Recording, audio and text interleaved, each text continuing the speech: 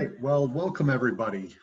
Happy Monday to everybody. And we're going to get started in just a moment here as we have two of our partners come on, John Rizzo and Dan Matteo. And today we are going to be talking about the art of PPP forgiveness. A few of you have seen this with these two gentlemen join us in the past, and we've been off for a couple weeks. But what we have wanted to do is we have wanted to make sure that it was a very impactful meeting with you.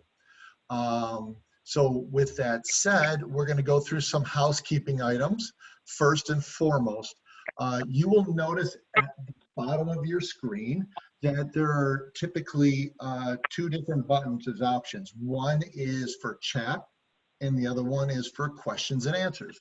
We would ask you to exclusively use the question and answer side. And in that question and answer side, we would like you, if you do have questions, to put them in there, but also look at the other questions. If someone's already asked it, if you upvote that, it'll just bring it to the top. So whether Dan is talking, whether John's talking, or whether it's myself making some comments, we will be monitoring that, and we have a time at the end of this to be able to be very efficient so we can go ahead and try to respond to as many as possible.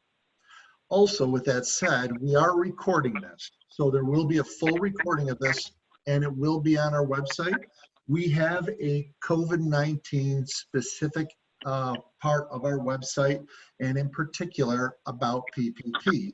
And it not only has replays, but it has the frequently asked questions that we've experienced. So in just a moment, I'm going to introduce John and Dan. I do want to go ahead and say up front that before we get started here, that this is one of the very few weeks that we have two webinars going on. And on May 6th at 12 o'clock noon, I think we have a very important webinar that's going to be very helpful for our community of childcare owners and operators. And Hani Wilshansky is joining me. A lot of you know Hani, but Hani is really very strong, has done great work with coaching on directors. Together, she and I have worked on a coaching that she wants to talk about, really, and it's not really a coaching, it's a presentation, but it's realistically about navigating directors through difficult times, this being specifically it. One of the things that we have with our directors is there's a tremendous amount of pressure on them, and they're getting sandwiched in between. And what I mean by that is, as us as owners and operators, we're looking at making sure that the business gets open, stays profitable, okay? And ensuring that our culture is that the teachers are looking at their jobs, they're looking at their security, their health, their safety. And in the middle, you have your directors who are trying to keep their culture together. So they're trying to tie both ends together. And in this webinar, we're really going to discuss what are the critical and the key elements in having those conversations, because in your heart of hearts for the director, they oftentimes want to make sure that they're looking out for the safety of their staff, but bringing it back on to meet the requirements for their operators and their owners. And the same thing, they want the centers to be very profitable and they want the centers to get up to speed, but they also don't want to disengage from their staff. So there's some challenging conversations we're going to talk about. But then again, you should see an invite that has come out. If you haven't, ask a question and we'll be sure to get it to you. So no further ado, let me go ahead and introduce to you guys again. We're going to, in our agenda today, we are going to be talking about the art of PPP forgiveness. I did happen to get my PPP and it is in the bank and we are already starting to use it. And so I'm very interested, as always, of learning more from these two gentlemen. Recent news as to what has been going on. We're going to be talking about tax updates associated with it, pending guidance, as well as forgiveness examples. And then we'll have Q&A and wrap up. Today, because of our timing, we have about 1:45, so we're going to try to crank on this and get as much as we possibly can within that time. So, John, Dan, welcome back. Thanks for having us, Tony. Thanks, Tony, for We're excited to be back. Good. Well, with what we have going on with this here, I'm going to hand it over to you immediately because we don't have a ton of time. And so I'm punting to you guys. And if you guys, I'm going to stop sharing and you guys can take over the share. And right away, let you guys start jumping on in. Awesome. Tony, can you see our screen? I sure can. Awesome. All right, so we're going to get into it. Paycheck Protection Program loans, latest updates and forgiveness. We'll go through an example like Tony said. So we are, again, John Rizzo, managing partner here at RDG and Partners, myself, a partner at RDG and Partners. So real quick, thanks everybody for attending. We hope everyone's staying safe and healthy and abiding by those stay-at-home orders. And a big thanks to our research team who's behind us today. So everything that we go over, we get to go through it real quick. We've got a whole team behind us that is helping get us these answers and keeping us up to date. So big thanks to our whole team here. Our agenda is latest news. Yeah, go ahead. Before you get started, I just wanted to let everybody know, please wait until the end too, because I've been talking with John and Dan about if there's ability for them to extend what they do, assistance, out to all of our members as well as attendees. And they put together an exclusive program for you guys, which we'll talk about at the end. So sorry to interrupt, but I just want to make sure we touch base on that. No, that's good. Thanks, Tony. So our agenda today is the latest news. So we'll go over that. We'll give a quick tax update for everybody related to the CARES Act, pending guidance of what we do and don't know. And then we'll go through the rules on forgiveness, and then we'll have a short Q&A depending on the time. So we'll try to get through this as quick as we can so that we can spend more time on the live Q&A. So with that, the latest news. So we're going to turn to Twitter here, and I've kind of put together a slide of the players, we call them, of who's involved writing this legislation and getting it into everyone's hands. So we've got Steve Mnuchin at the Treasury. Treasury is really at the forefront of providing information. They're the ones that are issuing guidance. Ovita Carranza at the SBA. They're helping implement this program, obviously approving loans. Marco Rubio has really been at the forefront of communicating what's going on behind the scenes, what the intent was. Trump signs things into law. In the Senate, we have Mitch McConnell and Chuck Schumer, who introduced the second round. And then in the House, we have Nancy Pelosi and Kevin McCarthy. So some of the players here. On Twitter, so last time we kind of went through how we got to the first round. We're going to pick up with where the first round left off. So April 3rd, it opened. By April 16th, the first round of funds for the PPP had run out. That was $349 billion. So very quickly, they began working on PPP Phase 2, where they introduced an additional $310 billion into the system, $250 billion for everybody, and then a carve out of $60 billion for smaller lenders. The House then quickly went and passed that after a little bipartisan back and forth. Then the White House signed it into law on April 24th. And by April 27th, the SBA resumed accepting applications for the second round. So a pretty quick turnaround there to make sure that it got refunded. I think we all had hoped that that would be the case, and it indeed was. Second round of PPP, it was noted by the SBA that by the first day, $50 billion in loans in the first 24 hours. So quite the accomplishment there. Which was great to see them turn things around. It wasn't without its glitches, so they had the pacing system in there, which only allowed 350 loans per hour per bank. So bigger banks like Chase and PayPal were kind of were paced out of this, so they couldn't do as many loans as they had. But the average loan size continues to go down in the second phase, which means this money is really getting into the hands of small businesses. Again, pacing 350 loans per hour, so we saw some hiccups there. And then they also did some things at the SBA to try to get these community banks more involved. So they had this special window period where 4 p.m. to midnight on the April 29th, they only allowed smaller community banks to submit applications. So they're really trying to get this money into the hands of small businesses through smaller community banks rather than the bigger banks. Right, wrong, or indifferent. So, quick tax update then. Dan, can I ask you a Yeah, question? sure. There was a lot of, one of the things of feedback that I've heard a lot of is Bank of America or some of the larger banks really pushed through a lot at first, and there was something about that they're actually giving some time for smaller banks now to actually take more action, because a lot of the bigger banks sort of hit this thing very hard and heavy up front.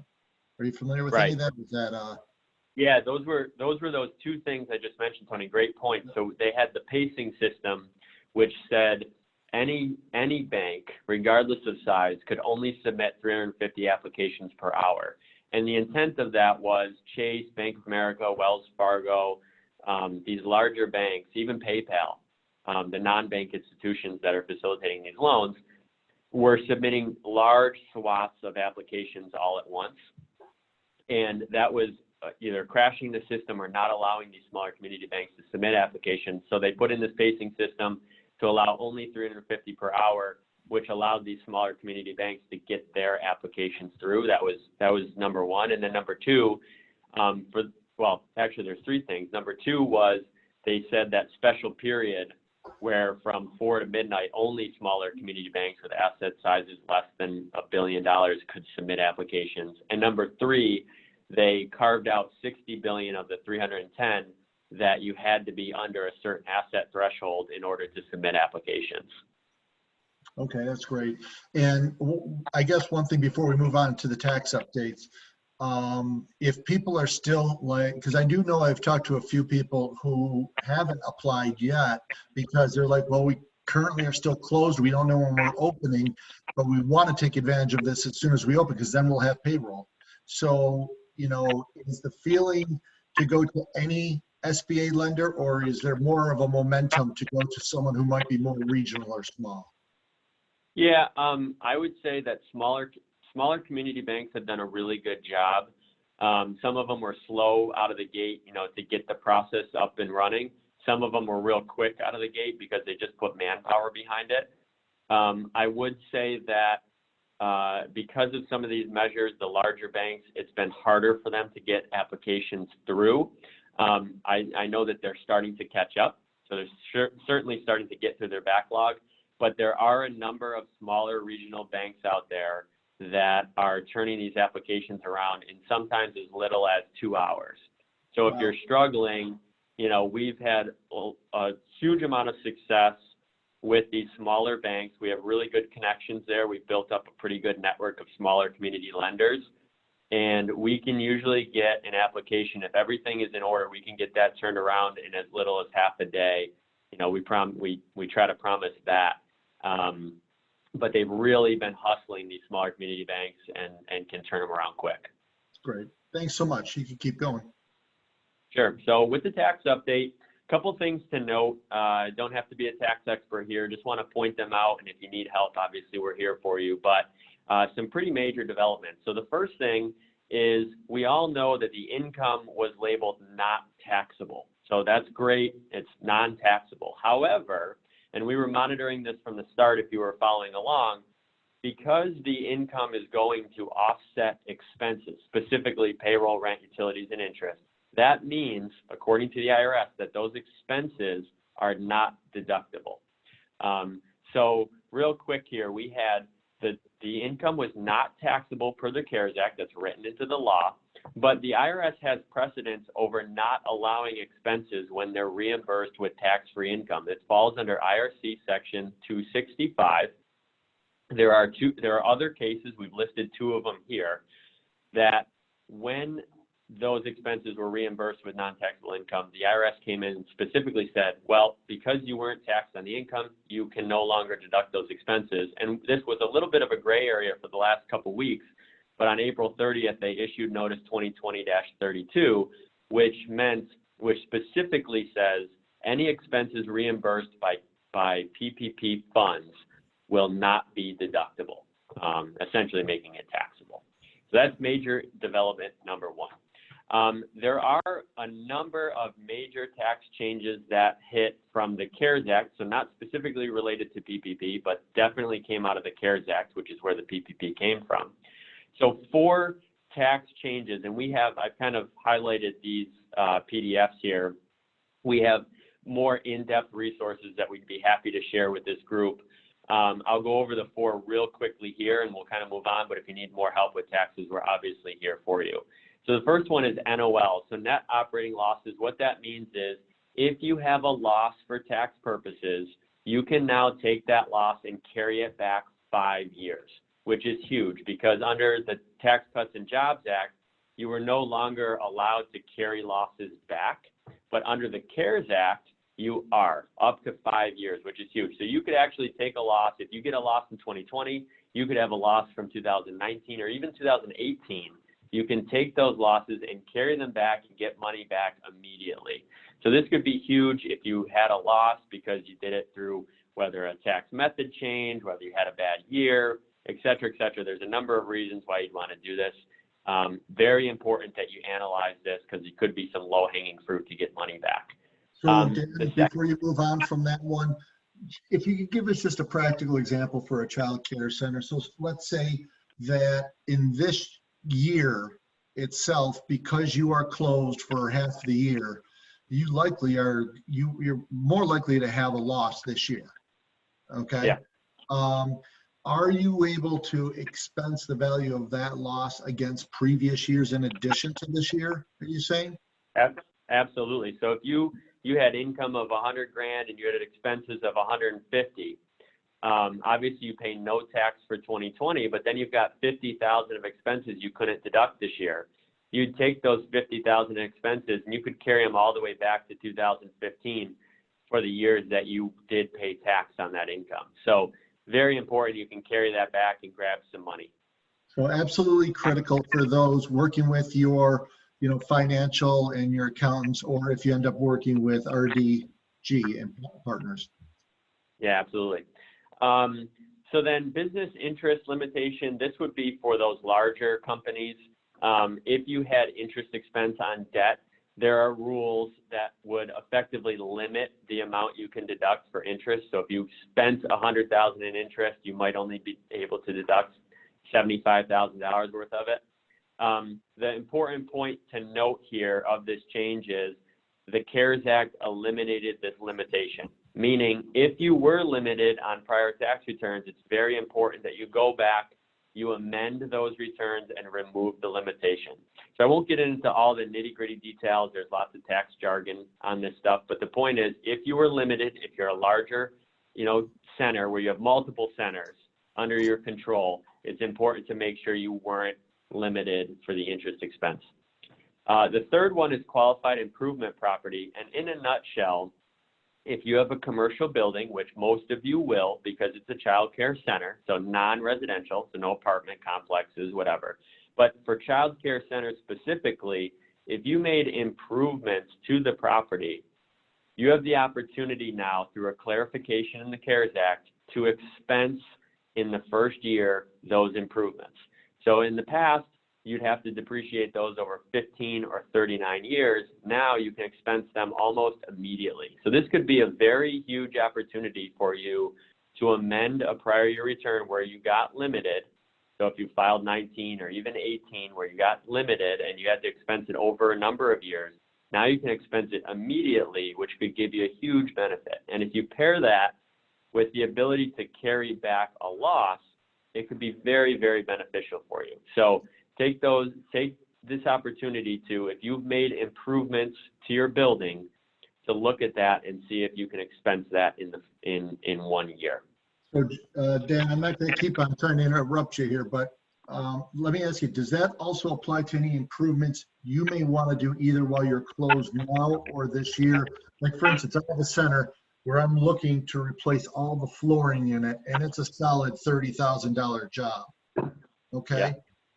Would I be able to expense that immediately and carry it back, or will it not apply? Is that only for the past? Yeah, potentially that could very well apply. You'd have to wait until the 2020 tax filing to capture that loss and then carry it back. But really good opportunity there where now that project becomes more cost beneficial to you to do now while the center is closed anyways. So you'd want to look at that and say, hey, before, time value of money didn't make as much sense, but now it really does, because A, I need it, and B, there's a big tax benefit for doing so. Well, also too, if I understand correctly too, with the SBA on new or existing, but mainly with new SBA 7A loans, I believe, and or express loans, and you guys could clarify me on this, made until September of this year, that there'll be a portion of those forgiven. So even if you were to get the money this year, you'd have about, I believe, like, is it 7 months of it forgiven of your SBA? So if you invested in it, you could actually have a trifecta here, 3 different wins on it.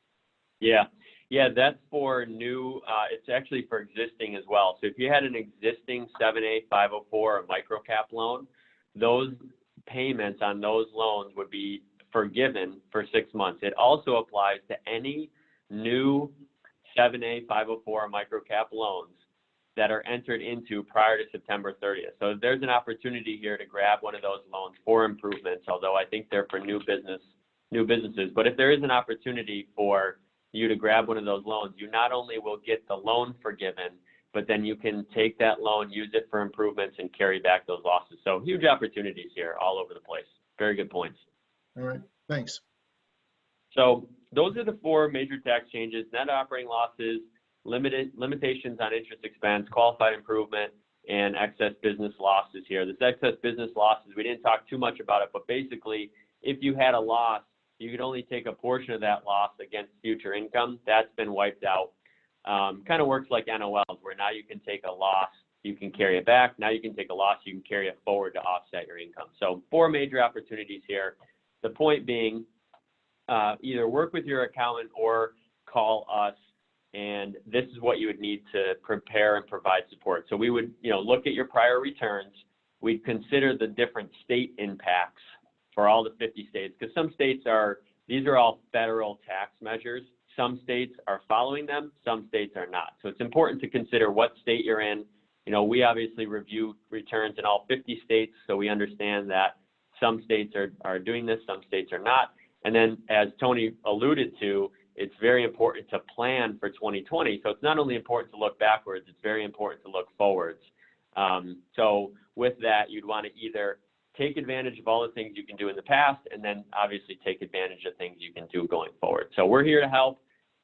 We're also here to just obviously provide these ideas that you can take to your advisor, but very important for you guys to capture these deductions and these benefits. So with that, now we're going to get into this pending guidance section. And these are things that we've heard from you. There's a lot of good questions out there. We really want to give you our take on things that aren't finalized yet. So with that, I'm going to kick it over to John for some items that we're still awaiting clarity on. Thanks, Dan. And like Dan said, we're trying to clarify some things. These, I guess, would be our frequently asked question list here that we want to give guidance on, because there aren't answers to all the questions. The other thing I wanted to point out is that actually yesterday, the U.S. Treasury sent some statistics on the loans that have been approved in this second round. I know that's something we talked about earlier here in the webinar. So since round 2 of the PPP, which began on April 27, 2.2 million loans have been made to small businesses, which surpasses the number of all loans that were made in round 1. So that kind of gets back to Tony's comment about who's getting approved this second round. They made a conscious effort to approve a lot of the smaller loans and loans submitted by the smaller banks. The total value of these $2.2 million loans is over $175 billion. So a little more than half of the money has been dispersed already in round 2. And the average loan size is $79,000, where in round 1, that number was well over $200,000. So the government, the SBA, has done a good job of making sure that these dollars get into the small business hands. All right, so now on the FAQs, needing more guidance. So one question we get quite a bit on is cash versus accrual for the 8-week period. We've already got some Q&A here today about, can I prepay things? Can I pay things into the future? Can I pay things from the past? So our advice and guidance, because there isn't clear guidance here, is that you pay for 8 weeks of payroll. So if we're talking about payroll expenses, you will have 8 weeks covered. So you have to, from the start of your loan. So the time period, day one starts the day your loan is funded. So we consider that day one of the 8 weeks. I would take 8 weeks starting from day one, and that is what would be eligible for you to pay. Same thing with your rent. You can pay 8 weeks of rent. You can pay 8 weeks of utilities. Okay, so there's a lot of questions about prepaying and paying things from the past. As long as you're only covering an 8-week period of expense, then that's the guidance we're providing. Hey, John. A limit. Yep. One of the things that was often asked to me, and we talked about it before, but want to make sure it's available, and I'll ask it in two ways. One is for employees who have been working through all of this, giving a bonus for hazard pay. And I'll give you a practical example. My child care centers, we are probably at 20% of our enrollments for my centers. And my team just did an amazing job. And one of the things I'm trying to do is allocate a portion before the end of the 8 weeks, if possible, to go back and take some of the remaining monies, if there are some, and then give that out to my staff as hazard pay. And so that is one element of it. And the second one is for some executive team members who I know are earning their bonus this year because they've been working so hard. I'd like to prepay their bonus in advance. How would that tend to work here? Yeah, so limits on increases, that's our next item. So they haven't provided guidance on how much you can increase compensation by, but we do know that you have to pay employees at least 75% of what they were making last quarter. So we're applying that same rule that if they're allowing you to pay someone 25% less, then our assumption is that they will allow you to pay someone 25% more. Okay, that's not clear in the guidance, but we're just using a reasonableness approach there. As far as paying anything ahead, we haven't seen anything here that says that that's allowable, that you can pay someone today for services they may perform in the future. So we would really caution, be very careful about paying someone today and then paying them less in the future because you've already prepaid them. Our guess is that in any sort of audit or look back, they're going to red flag something like that. So that also covers expense catch-ups and prepayments. Keeping people beyond June 30th, that's another question because we know we're going to go through an example here today. There's a trigger date of June 30th in order to get your FTEs to what they were from one of the base periods. So the question has become that what if you decided to hire someone back on June 30th and then you terminate them on, say, July 1st? Now, we feel like there is a 60-day window in order to approve your loan forgiveness.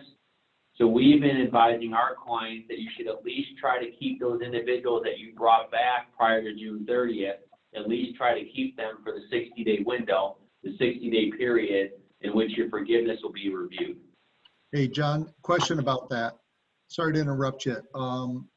A lot of these I understand, especially with SBA lenders who have, their preferred SBA lenders. They're the ones who are actually going to be checking the boxes here as to sending it to the SBA, or will this actually be sent to the SBA for individual audits on this? Do you have a sense of that? Yeah, we have a sense. So basically the SBA has been very clear that your bank is not responsible for the information that you supply to them as it relates to forgiveness. So you are on your own certifying that all of the information and the way you handled these funds were proper. So all of the recourse will be against you. None of it will be against your bank. So yeah, the bank is just going to check a couple boxes that you've certified that your information is accurate. And then the onus is on you should they come and audit. Now, they are auditing any loan that's over $2 million. So I'm not sure if that applies to anybody on the call, but they've already said that any company that's received $2 million or more will be audited automatically. Well, there goes So risk first. What's that? There goes Ruth's Chris. Yeah, exactly. Yeah, several others. But basically, what that kind of tells us is that they may not be as stringent with the ones that are under 2 million. We don't know that for sure, but it's, the amount of auditors you will need alone to cover the loans over 2 million will be, many more individuals than the SBA probably has on their staff today. So to me, that doesn't leave too many resources for the ones that are under 2 million. Yeah. However, I still say you follow the proper guidance that exists. So there's two things just for our audience out there that I'd like to share as I see as the best practice. One is with whatever you're seeking for forgiveness in advance, it's probably a good idea to not only talk with your banker if you did get a loan and get a PPP loan when you're discussing what it is, but also talk to your financial advisors, talk to these guys in advance. It's best to do it now as to coming back at the conclusion at the end where you've already spent it. Now you're like, okay, I got to make up for this somehow. Yep. Yeah, completely agree.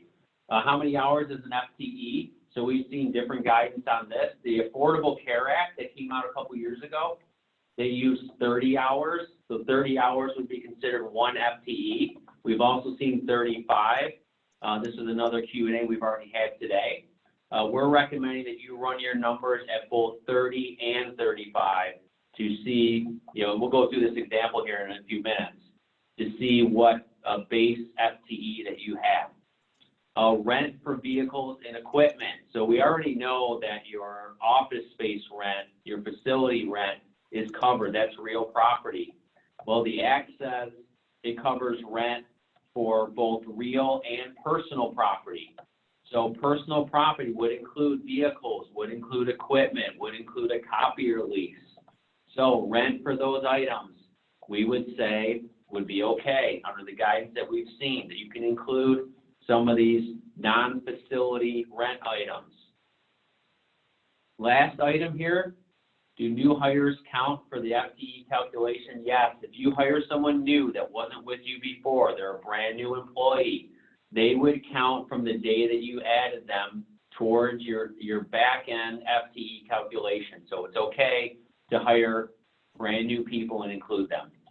So those are all the answers, at least guidance to the frequently asked questions that we've received. Hey, John, a question for you. Just so some people, and I've heard some questions come back, and let's just use some flat numbers. Let's say that you had 10 employees before we went into this COVID lockdown. You now have 5 employees. You don't have any extra work for those 5 employees now. And you probably are going to build back up if your center opens or what have you, but you will get covered for your existing 5 employees until you hire additional on. If you go down to 4 employees, will you still be covered for the 4 employees that you have? Yeah. So we're going to show this in our example here in a minute, but basically you will be forgiven based on the dollars that you spend. Your forgiveness won't be a full forgiveness. And we'll show you that example. And there is a lot of strategy here as far as deciding whether or not you're going to add people by June 30th. That's the key date, because you'll see in the example we're going to show that it may make sense to hire, to get your FTEs to what they were before. You may want to hire some individuals before June 30th. Awesome. So a couple more things that came out, clarification. So those were more or less that we don't have guidance on. These are more or less things that we now do. So EIDL, we're going to touch on this real quick just because a lot of you applied for the EIDL. The clarification was provided that everyone thought it was a $10,000 grant for every business. It's not. It's actually $1,000 per employee up to a maximum of $10,000. That clarification came out on the 13th. From their partners. So if you have your center in a partnership for whatever reason, and the question is, I don't take a salary, the answer was yes. If you're self-employed, you can be reimbursed for the active income in the partnership as a partner. So a lot of centers are set up as an S Corp. We also have some centers set up as a Schedule C. So if you do not take payroll and you're a partner or you're self-employed, you would take a portion of your self-employment income for your loan, or it could be used if you didn't get that included as part of your loan. You could take that and have some of it be forgiven. Timing. So this actually came up in the Q&A here that we've been responding to. So can we take multiple draws from a PPP loan and delay the start of the 8-week covered period? The answer is no. You have to take it as one lump sum, and you have to take it within 10 calendar days of being approved. Certification. So Tony kind of brought this up about audits and whatever. So really good point here is when you applied, you had to certify that you were impacted. I think everybody on this call, being child care centers, could certify that they've been impacted or that current uncertainty necessitates the need for these loans. So I don't think there'd be many concerns, but important to know that you have to do that. And then any loans, as John mentioned, any loans in excess of $2 million would be reviewed by the SBA and in fact be audited. So not to scare you, any of these loans could be audited. There's nothing to worry about there, but it is important that you as the borrower are certifying this information. So if you are not comfortable with that, use your advisors. What happens if you purchased a center in the midst of all this and there was a change in control, or maybe you did some estate planning in the middle of all this? That does not affect the PPP loan. The SBA realizes that there are some transactions, there's some things that you might be doing. As long as the business is the same and the employees are the same, the only thing they care about is that you pay employees with this money and get it into the hands of workers. This was a huge one that came out actually on Sunday night, last night.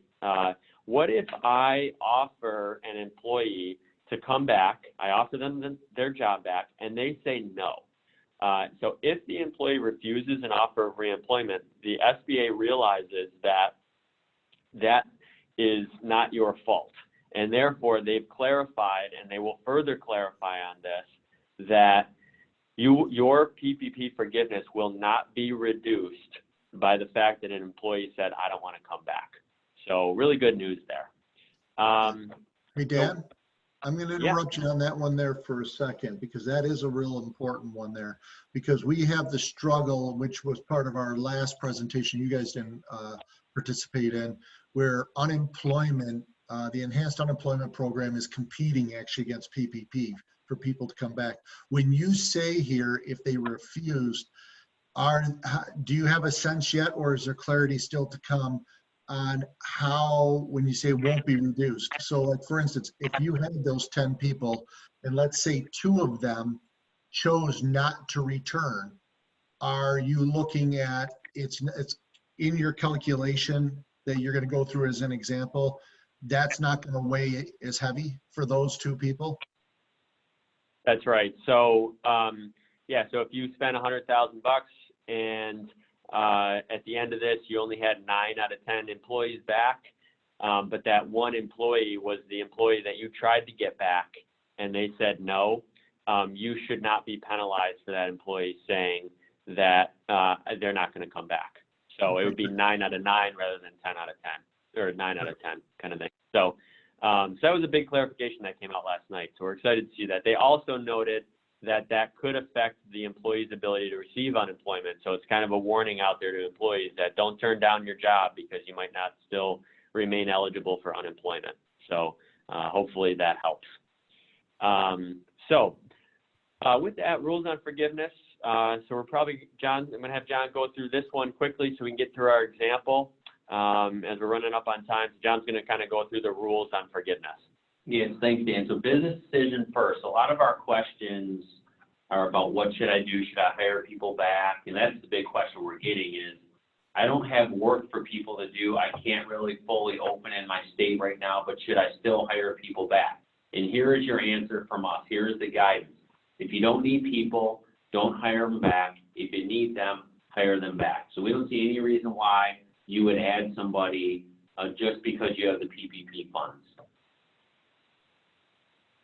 Forgiveness limitations. So step 1 is spending the money. So the spend of the money, you have to spend at least 75% of the funds on payroll. You could spend all of the money on payroll.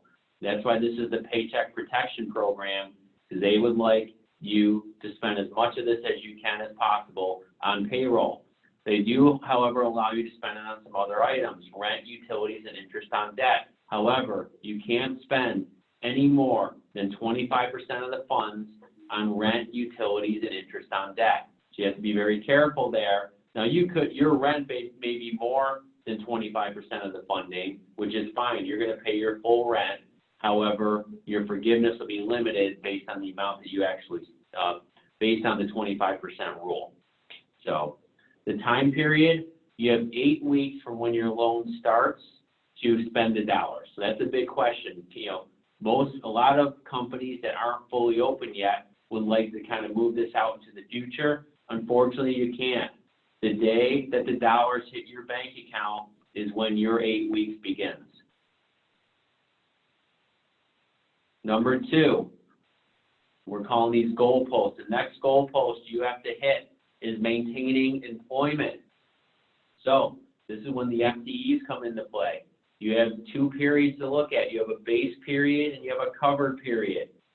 From the base period, they give you 2 options to choose from. You can select either February 15th to June 30th of last year or January and February of this year. So you should be able to run those calculations now to see what was your number of FTEs prior to COVID. You want to choose the one that gives you the lower number of these 2. You then compare that to the covered period. The covered period is the 8-week period from when your loan begins. So you're going to calculate your average FTEs for that 8-week period from when your loan starts and compare it to the base period. If your covered period at least meets what the base period was, you're fine. You would meet this requirement. The SBA also is allowing you and giving you until June 30th to add people back. So let's say you had 7 people in your base period and you only have 6 people in your covered period. In that case, it may make sense to add 1 more person so that you don't lose forgiveness here and that your covered period at least meets what your base period was. Third item, maintaining employee compensation. We talked about this earlier. Employees must make at least 75% of what they made last quarter. The quarter ended June 31st, 2020. So you can't reduce pay by more than 25%. Awesome. All right, so with that, everybody, we're going to go through an example. So we'll lay out some facts, and we'll go through 3 different scenarios. So this is our baseline example. So let's just assume the loan is $2 million, and we spend, and let me back up too for everybody. We are going to provide these slides to Tony, who can help get these out to everybody. So you'll be able to go through this again. So we're going to go through it quick just because the time that we have today, but you'll for sure be able to access the recording and the slides. Yep. So the loan amount is $2 million. Let's say you spent $350 of it on payroll and $390 of it on non-payroll, which would be your rent, interest, and utilities. So the total you spent was $740,000. The maximum non-payroll amount that you can spend is limited to 25% of the total eligible for forgiveness. So that's the $116,000. So we take the $350 you spent, divide it by 75% to get to the total eligible for forgiveness, which is $466. So if you take $466 less what you spent in payroll, that's $116,000. So the total eligible for forgiveness is $466,667. It's a tongue twister. So then we calculated our baseline to be 180 FTEs. Over the 8-week period, we were significantly reduced in our employment, so we only had 40, meaning that only 22% of our workforce was back. So if we spent $466,000 is eligible for forgiveness, but we only brought 22% of our workforce back, that means only $103,704 is actually going to be forgiven. So in this case, because we didn't bring everybody back, a significant portion of what we spent is not forgiven. So then we say, okay, well, even though we didn't have them over the 8 weeks, let's change the facts in our example to say we hired everybody back by June 30th. So we still spent the same amount of money. We still had the same number of FTEs over the 8 weeks, but we hired every single person back by June 30th. By doing so, that makes our workforce retention 100%, which means that all of the dollars that we spent that were eligible for forgiveness, the 466, 667, is now forgiven. So that's why it's important to consider bringing everybody back by June 30th, even if you don't bring them back over these 8 weeks. So that's a huge... Dan, I'm sorry to interrupt. Quick question for you. When you say bring them back by June 30th, can their start date be June 30th? Right. And as far as we know, Tony, the answer would be yes. And the other thing, as John clarified, we don't know how long you have to keep those employees past June 30th. We imagine you can't just hire them on June 30th and fire them on July 1st, but we don't know how long you have to bring them back post June 30th. Well, but with that PPP possible forgiveness for those who don't rejoin, and the fact that the difference between 103K to 466K, I'm sure you could float them for 60 days. Exactly. So that's why it's super important to kind of look at those scenarios, make good business decisions, and at the same time, be prepared that if you don't have all of your FTEs back by June 30th, that you do by June 30th. So then what we're going to do, let's just take the same example and let's change the facts around where we hire an additional 23 employees on the date of our loan origination, so day one. So those 23 extra employees cost us $200,000. So we went from spending $350 over the 8 weeks to now considering to spend $550 over the 8 weeks. If we do that, so we spent $550 on payroll, we spent $390 on non-payroll, nothing changed there. So now the total amount that we spent was $940. By spending more on payroll, it allows more of our non-payroll costs to also increase. So that's why it went from $116,000 to $183,000. So the total we spent was $733,333. So by bringing those extra 23 employees back, it increased our workforce retention to 35%, up from 22. So by doing that, so now we take the 733 that's eligible for forgiveness, multiply it by our workforce retention, and that means that our debt forgiveness is now $256,667. So we got an additional $153,000 in forgiveness, but it cost us $200,000. That's that $200,000 in payroll. So this was a bad decision. It cost us more money than we got in dollars back. That's, again, another example of why it's important to map this out and say, well, if we only need 40, then why would we have 63? Because that could be a bad decision. So we'll take it one step further, and let's just say that so now we've hired those 23 back on day one, but we bring everybody back by June 30th. By doing that, yes, we spent the extra $200,000 over this 8-week period. We had the additional 23 people, but our workforce retention is 100% because we brought everybody back by June 30th. So now our total debt forgiven is the 733, which was eligible for forgiveness, multiplied by workforce retention of 100%. That's $733,000. And the difference between the 733 that we get forgiven because we brought everybody back by June 30th, and had we only had 40 back but brought everybody back by June 30th, we got an extra $266,000 forgiven, and it only cost us $200. That's a good business decision. So again, why are we doing this? Why are we going through these couple examples? It's important to map out the funds, run a couple scenarios, and make sure you're making a good business decision based on your tentative plan. So obviously, we're here to help you run these scenarios. And if you need to go through this and say, am I making a good business decision, map it out in Excel, map it out, however you have to do it so that you decide what's going to be forgiven and how much is it going to cost me. So a couple of the other things that you might need assistance with, or just some reminders to do, is don't forget to review your strategy. Use your money efficiently. So this goes into what's your plan for rehiring employees? preparing a flow of funds, just like we kind of went over. Like, hey, if I spend this much money, how much will be forgiven? And a reminder that any balance that you don't get forgiven is still a 2-year 1% loan. That's pretty cheap. And then we went over this a lot today, that there are some things we just don't know. We're waiting on guidance from the Treasury. We've even talked with our local SBA rep. They don't even know because they're still waiting guidance. So guidance is still coming out. We expect more to come out over these 8 weeks. Well, that's why it's important to stay up to date on these things, because there are items that you might need clarity on that we just don't have it yet. So stay tuned. More guidance is expected. And then obviously coordinate. We mentioned the EIDL. A lot of you have received those grants. It's important to coordinate with any of those funds received. And of course, we're here to help if you need. So with that, Tony, I know we are running super short on time, John and I, because we got to hop off here, but we did our best to try to answer. I think we answered about 52 questions.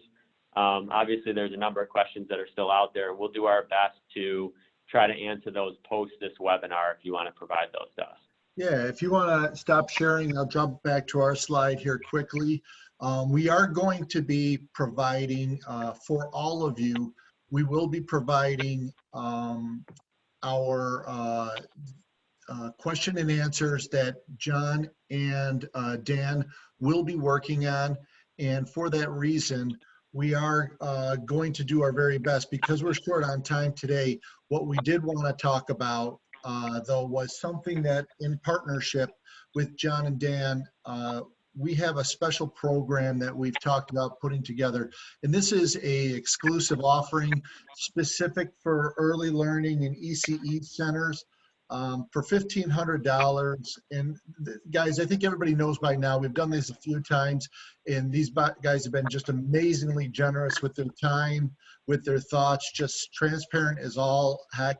But one of the things in discussion with them has been, you know what, could you help some of this stuff come real?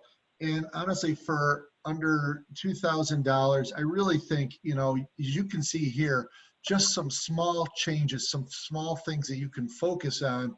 And we're not talking about just receiving possibly thousands of forgiveness, but maybe even tens of thousands in forgiveness.